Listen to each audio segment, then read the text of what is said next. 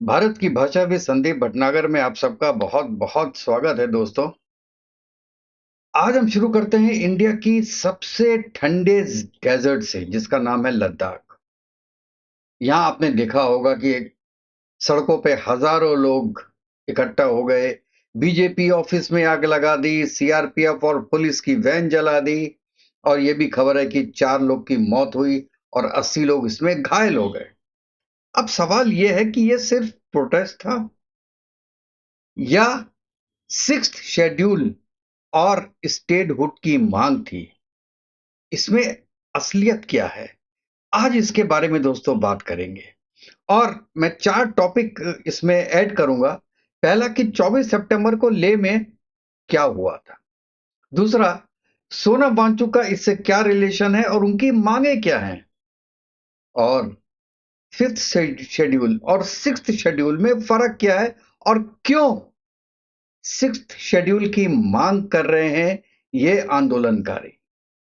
और उसके अलावा एमएचए ने जो 6 अक्टूबर को मीटिंग बुलाई थी उसके पहले ये हंगामा क्यों हुआ और अब 6 की मीटिंग होगी या नहीं होगी। और लास्ट में मैं अपने 2-3 लाइन का अपना दूंगा टेक कि मैं इस पूरे पूरे सब्जेक्ट के बारे में क्या सोचता हूं। चलिए दोस्तों आगे बढ़ते हैं। और आगे बढ़ने के पहले मैं रिक्वेस्ट करता हूं कि जिसने भी मेरा चैनल सब्सक्राइब नहीं किया है वो प्लीज मेरे चैनल को लाइक कीजिएगा, सब्सक्राइब कीजिएगा और बेल आइकन जरूर दबा दीजिएगा। तो दोस्तों बुधवार 24 सितंबर की सुबह लेह में यूथ लेड भीड़ निकली जिसे जेन जी भी कहते हैं। दुनिया जेन जी कह रही है, जैसे नेपाल में हुआ, बांग्लादेश में हुआ, इवन श्रीलंका में हुआ। इसलिए इस आंदोलन का नाम भी दे दिया गया जेड जी, जेन जी। अब देखिए इनकी जो मांगे हैं वो है स्टेटहुड। आपको पता है धारा 370 के बाद पूरे लद्दाख को यूनियन टेरिटरी डिक्लेयर कर दिया गया था। तो एक तो उनकी मांग ये है, इसके बारे में भी डिस्कस करेंगे आगे। और 6 शेड्यूल की मांग है। अब ये जो रिपोर्ट्स आ रही हैं उसमें आपने पूरा देखा कि स्टोन पेल्टिंग हुई, गवर्नमेंट के ऑफिस में अटैक हुआ, पुलिस वैन पे अटैक हुआ, ब्ला बला बला, और 4 मौतें भी हुई उसके अंदर। लेकिन कहा यह जा रहा है कि ये टिगर तब हुआ जब कुछ लोग भूख हड़ताल पे बैठे थे और उनके बीच में से 2 लोग उनकी तबीयत खराब हुई और इससे माहौल बिगड़ा और एक शटडाउन की कॉल हुई वहां से। और उसके बाद वहां पे क्राउड इकट्ठा होना शुरू हुआ और हालत बिगड़े। अब आते हैं उस शख्स पे जिससे ये आंदोलन जुड़ा हुआ है और उसका नाम है सोनम वांगचुक। ये एक एजुकेटर है, क्लाइमेट एक्टिविस्ट है। आपको याद होगा एक मूवी आई थी हिंदुस्तान में, थ्री इडियट्स। थ्री इडियट्स में जो रेंचो का कैरेक्टर था वो इन्हीं से लिया गया था। क्यों लिया गया था, उससे क्या डायरेक्ट कनेक्शन है मुझे पता नहीं, लेकिन लिया गया था, कहते हैं उसको, उनसे इंस्पायर माना जाता है उसको। 10 सितंबर को ये 35 दिन की हंगर स्ट्राइक उन्होंने अनाउंस की। और उनकी जो डिमांड्स थी, उनकी जो कोर डिमांड्स थी वो 4 है। पहला कि पूरे लद्दाख को स्टेटहुड दिया जाए। सिक्स्थ शेड्यूल में इसको प्रोजेक्शन दिया जाए, ये मैं बताऊंगा आपको। अच्छा, और लेह और कारगिल के लिए सेपरेट लोकसभा सीट। आपको पता है लेह जो है बेसिकली ये शिया मुस्लिम्स का है और कारगिल ये सुन्नी मुस्लिम्स का है। तो कहते हैं कि दोनों अलग अलग है, तो इसलिए दोनों की लोकसभा सीट्स अलग होनी चाहिए। अच्छा, लोकली जॉब में रिजर्वेशन मिलना चाहिए जो लोकल लद्दाख के लोग हैं। तो ये 4 उनकी मांग थी। लेकिन जब ये हल्ला बढ़ गया और देखा 4 मौतें हो गई हैं, तो उसके बाद वांगचुक ने ये अपनी कॉल ऑफ कर दी।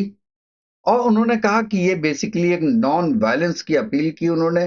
और कहा कि हम ये नहीं चाहते थे कि ऐसा हो, and this is the saddest day in the history of Ladakh.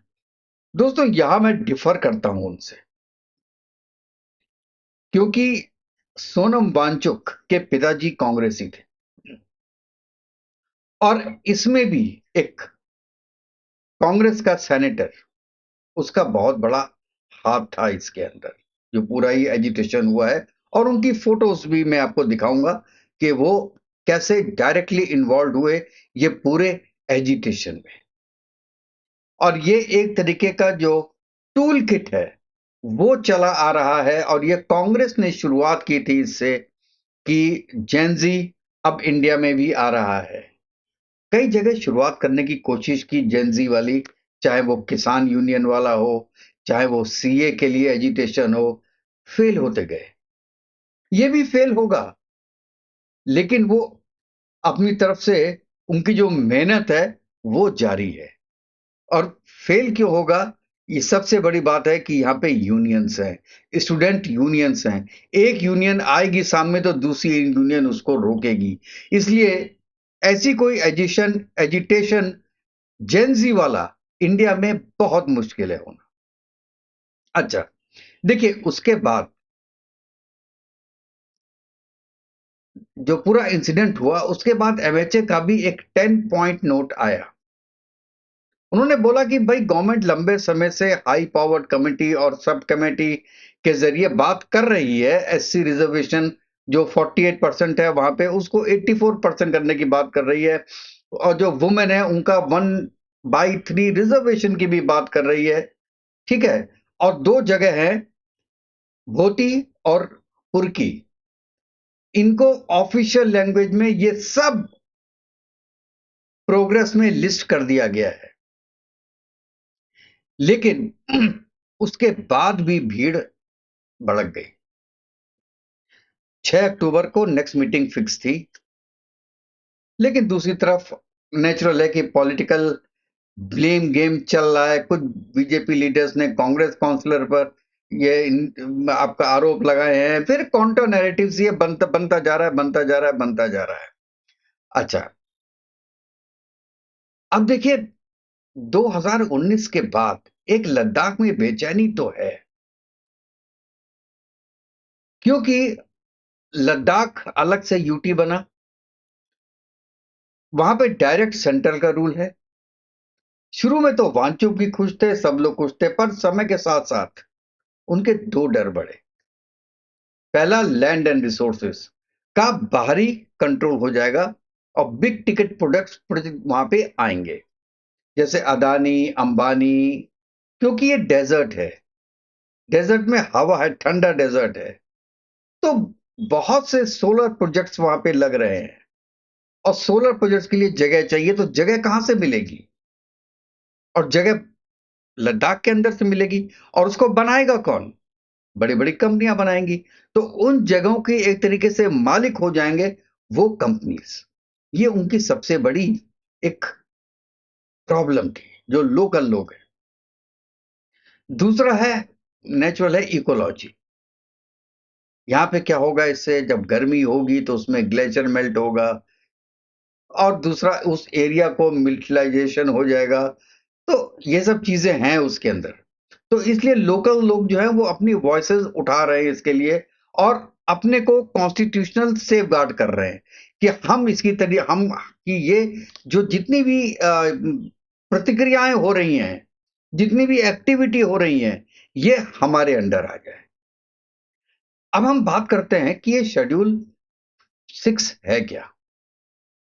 क्या भला है ये? सीधे शब्दों में बोले तो सिक्स्थ शेड्यूल आज नॉर्थ ईस्ट के कुछ इलाकों में है, जैसे कुछ ट्रिबल एरियाज हैं, जैसे असम में, मेघालय में, त्रिपुरा में, मिजोरम में।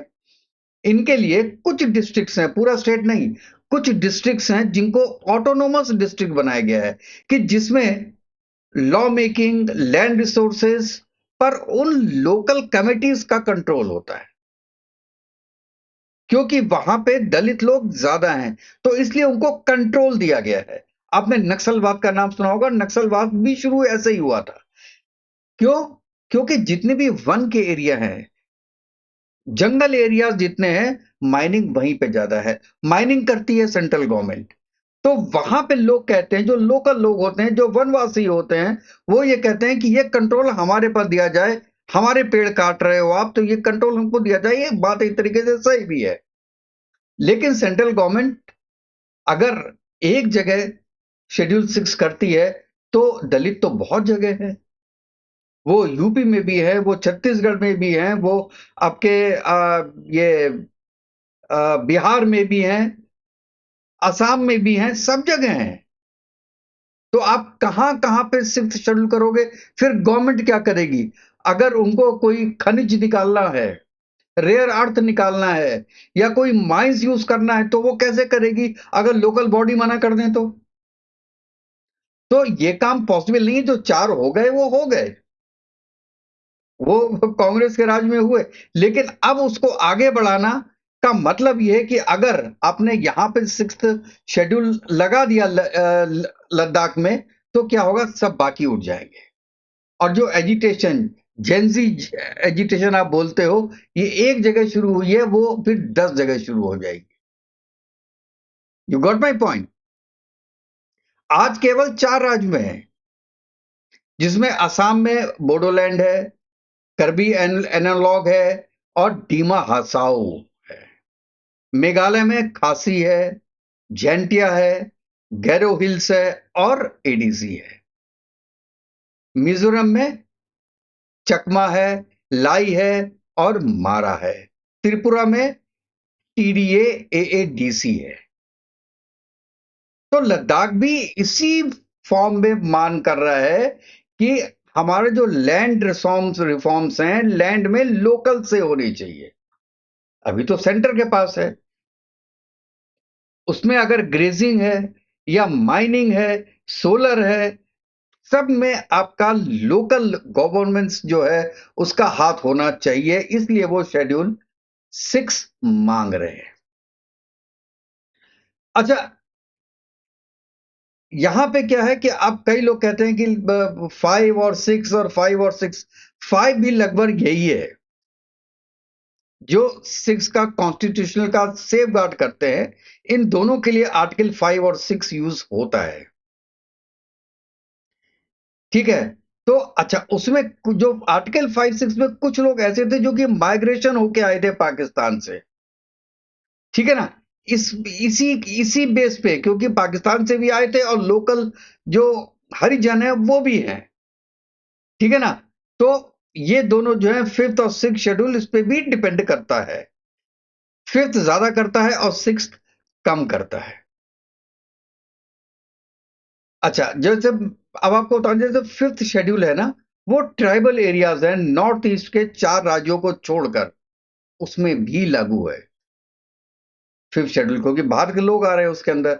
यानी सेंट्रल और अदर स्टेट्स में जो शेड्यूल्ड एरियाज है, वो होती है प्रक्रिया, और को लेकिन उसको प्रेसिडेंट ऑर्डर करता है। और इस केस में गवर्नर को रेगुलेशन मेकिंग और ट्राइब्स एडवाइजरी काउंसिल जैसी सुविधाएं दी जाती है।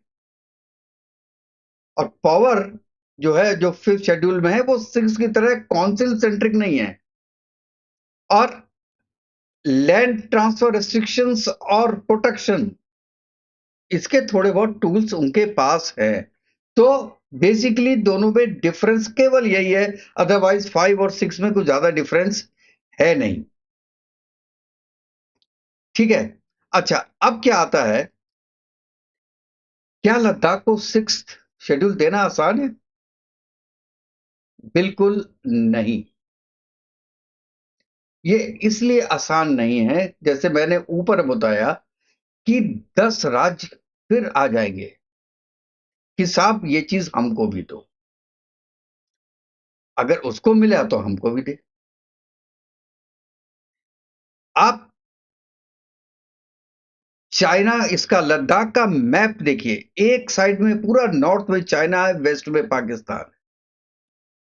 बॉर्डर हैवी है। मिलिटराइज्ड जियोग्राफी है, इसलिए सेंटर कहता है कि भैया ये मेरे डायट कंट्रोल में होना चाहिए। वांचुक साहब 2025 में खुद पाकिस्तान होके आए हैं, उसके बाद वो बांग्लादेश भी गए। तो और उनके पिताजी कांग्रेस में थे, जो कि कांग्रेस पार्टी आज के दिन में जेनजी चाहती है कि जेनजी ऐसे ही हालत में आ जाएं जैसे कि नेपाल में थे या श्रीलंका में थे। इसीलिए मैं ये कहता हूं कि नेपाल टाइप का जेनजी प्रोटेस्ट पॉसिबल नहीं होना चाहिए किसी भी हाल में इंडिया में। और गवर्नमेंट को जरूर बात करनी चाहिए और लिमिटेड पावर्स देनी चाहिए लोकल गवर्नमेंट को, लोकल लोगों को। उनकी प्रॉब्लम्स को जेन्युइनली सुनना तो चाहिए कि लद्दाख के लोग जो आज तक उन्होंने पत्थर नहीं उठाया, उसने बीजेपी का दफ्तर जला दिया, वैन जला दी पुलिस की। तो इसका क्या रीजन है? या तो ये टोटल पॉलिटिक्स से मोटिवेटेड है, अगर है तो इसका भी समाधान कीजिए। लेकिन आग वही लगती है जहां चिंगारी होती है, ये मैं बार बार बोलता हूं। जहां प्रॉब्लम नहीं है वहां पे आप प्रॉब्लम क्रिएट करके इतनी बड़ी एजिटेशन नहीं करा सकते, या बहुत मुश्किल है। खास तौर से जो शांति प्रिय लोग होते हैं उनके लिए और मुश्किल होता है। तो गवर्नमेंट को यह देखना चाहिए कि प्रॉब्लम एक्चुअली है क्या। जो उनकी 4 डिमांड हैं उनमें से एक या दो पे आप बात बिल्कुल की जा सकती है। इसमें आपको जो इनका लोकल रिजर्वेशन है उसके लिए भी आपको काम करना पड़ेगा, इंस्टीट्यूशन बनाना पड़ेगा। आप देखिए कि जो लोकल है उनको रिजर्वेशन मिलना चाहिए बिल्कुल, और उनको एम्पावरमेंट होना चाहिए। अच्छा, और जो आपका सोलर का मैंने बताया, लैंड और सोलर पॉस्चर का, उसमें भी जो कॉन्फ्लिक्ट्स आ रहे हैं तो उसका भी कुछ ना कुछ नेगोशिएटेड सॉल्यूशन होना चाहिए। गवर्नमेंट से गवर्नमेंट तो बात तो करे। लेकिन एक चीज पक्की है कि आप स्टेटहुड नहीं दे सकते आज की डेट में। It will be a problem,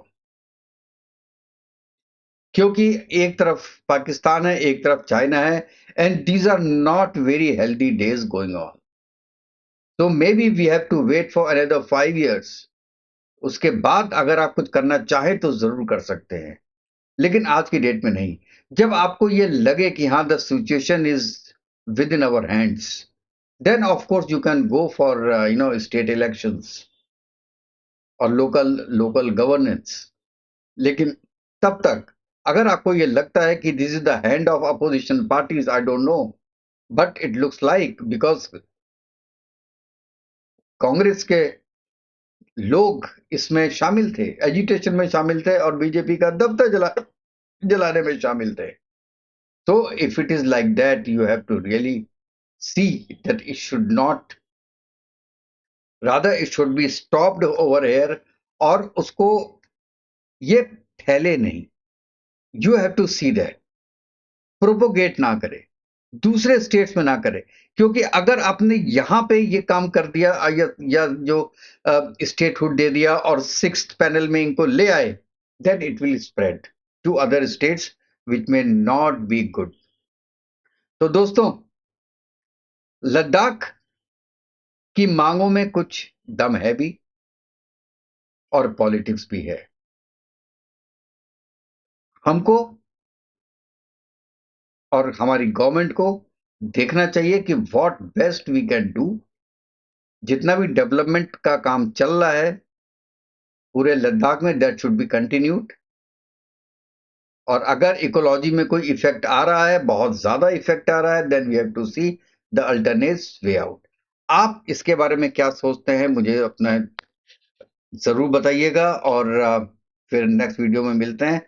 तब तक के लिए दोस्तों, जय हिंद, जय भारत, वंदे मातरम। खुश रहिए, स्वस्थ रहिए।